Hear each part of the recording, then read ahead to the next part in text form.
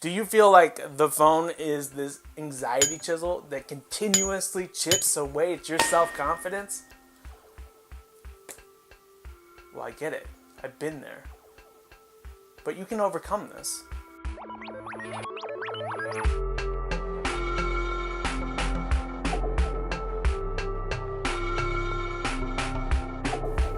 Hi everyone, I'm your host Eric and welcome to Gen Monster. On this channel, you'll learn how to generate sales while becoming the best version of your creative self.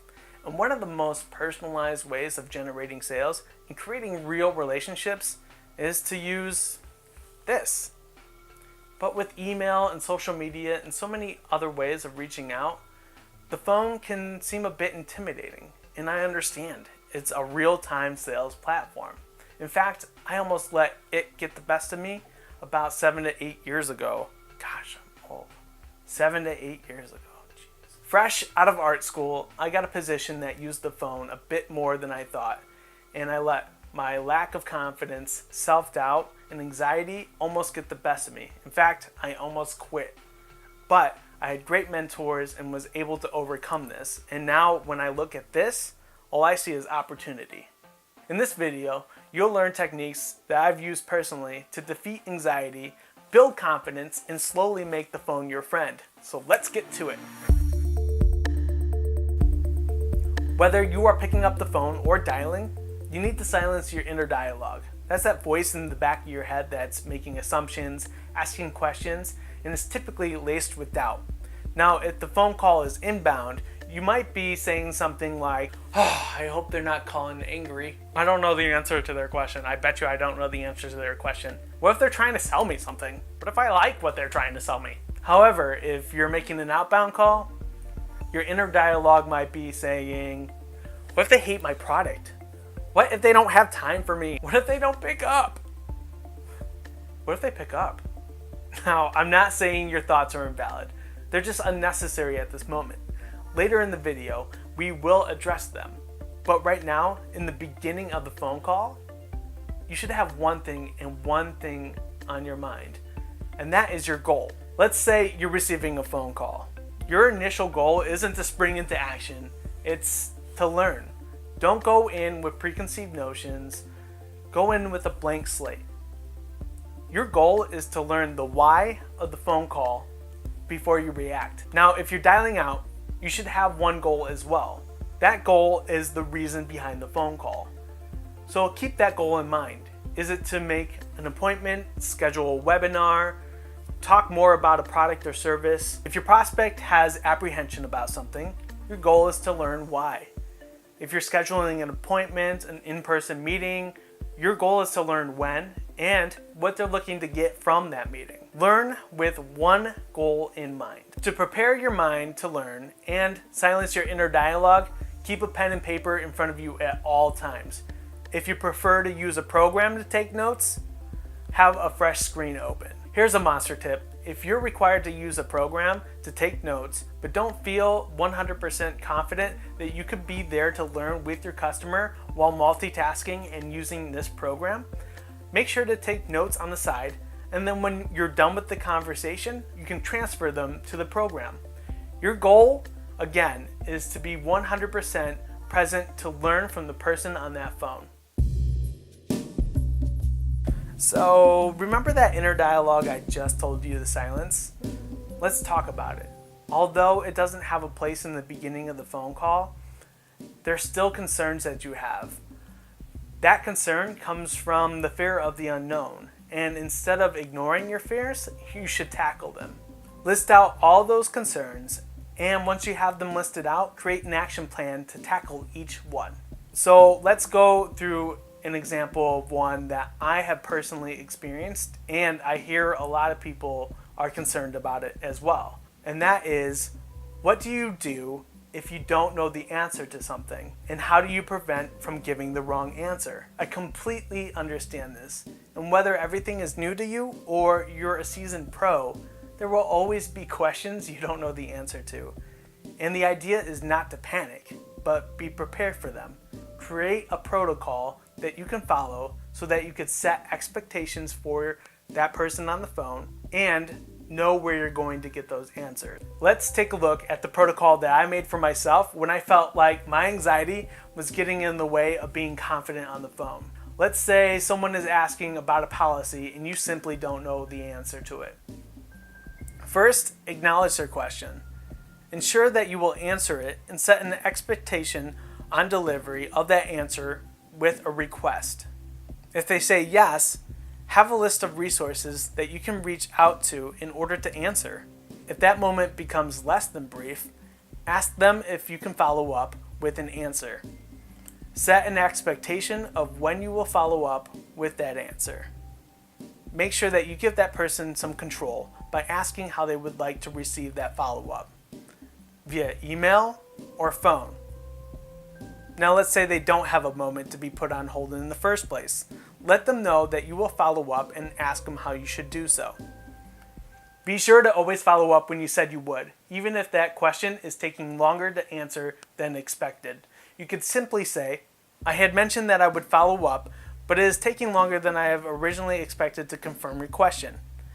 I have received acknowledgement that I will get an answer before noon tomorrow and will be sure to reach out to you when I do. Bottom line, it's always better to have the right answer than to have to backtrack later and cause confusion. It's okay to say, I don't know. I say it all the time. I know the process seems in-depth, but it allows you to instill confidence in yourself and solely focus on the success of the person that you're talking to. Make sure to have everything in front of you that you need to ease your anxiety and build confidence. Let's go through another example. Are you not sure how to pitch your company to someone on the phone? Make sure to write out 3 different versions of your elevator pitch. What I like to do is have a 30-second one, a 15-second one, and then a 3 to 10 word version of your elevator pitch, and practice it often. Have it right in front of you so that you can say it on the phone when you need it. Honestly, it's hard to cover everything when it comes to being prepared. I just not prepared enough, I guess. Anyway, comment below if there's something that I missed that makes you feel anxious or less than confident, and we can tackle a process together.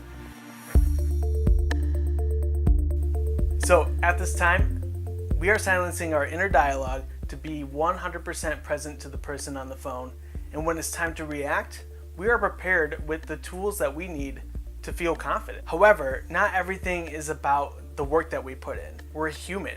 I'm human. We all get anxious. We all learn differently. We all react to environments differently as well. Besides having the documents that keep you prepared around you, there are other things that you can do to your environment to instill confidence. Ask yourself why you do what you do. Are you saving for a new car, house? Do you work hard for your family? George Foreman grill? But the idea is to have a picture of what you're working hard for on your desk. It's really the why of what makes you come in every day. Have that ever present to instill confidence in you. Another thing to ask yourself is if you get anxious. And if you do, make sure you have an environment that promotes motion, right? I typically like to stand up when I'm on the phone. I like to move around, and I know that, so I give myself plenty of space. Also, make sure that if you feel comfortable with both hands free, to have headphones, or else you're doing this all day. Hello, I'm a guy on a cell phone. I don't know why I do these things. So another monster tip for you is if you are feeling anxious on the phone and you're not in an environment where you can move around, I suggest getting a fidget spinner. And I know I missed the fad a bit by quite some time.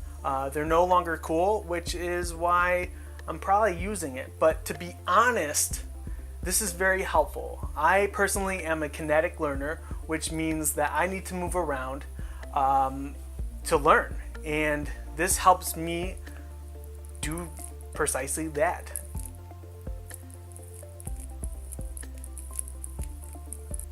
Remove distractions from your environment and keep items that make you happy, that instill confidence and ensure your success.